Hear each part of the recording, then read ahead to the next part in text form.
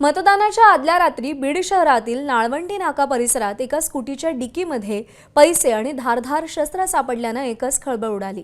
एक संशयित तरुण फिरत असताना काही तरुणांनी त्याला अडवून विचारपूस केली आणि याचवेळी त्याच्या स्कूटीची झाडाझडती घेतल्यानंतर स्कूटीच्या डिकीमध्ये अजित पवार गटाच्या राष्ट्रवादी काँग्रेसचे काही पॅम्पलेट्स, त्यामध्ये पैसे आणि धारधार शस्त्र आढळून आलं। तरुणांनी संबंधित तरुणाला पेठबीड पोलिसांच्या स्वाधीन केलंय। मतदानाच्या आदल्या दिवशी हा प्रकार घडल्यानं खळबळ उडाली आहे। पोलीस या प्रकरणी सध्या अधिक तपास करतात।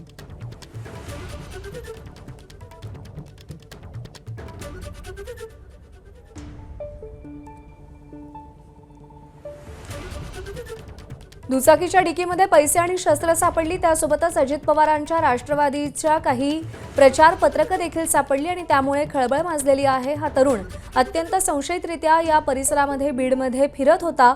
त्याला हटकून त्याची चौकशी केली असता आणि त्याच्या गाडीची झाडाझडती घेतली असता अजित पवारांच्या राष्ट्रवादीच्या काही उमेदवारांचे प्रचाराचे पॅम्पलेट्स, धारधार शस्त्र आणि पैसे आढळून आलेले आहेत। ज्या लोकांनी या तरुणाला हटकलं त्यांनी पेठबीड पोलिसांच्या स्वाधीन या तरुणाला केलेला आहे। पोलीस या सगळ्या प्रकाराची चौकशी करतात, पण धारधार शस्त्र आढळल्यामुळे, पैसे आढळल्यामुळे सध्या परिसरामध्ये खळबळ माजलेली आहे। मतदानाच्या आदल्या रात्री हा प्रकार घडलेला आहे। केवळ बीडमध्येच नाही तर महाराष्ट्रभरामध्ये वेगवेगळ्या ठिकाणी पैसे वाटपाचे प्रकार घडल्याचं समोर आलेलं आहे।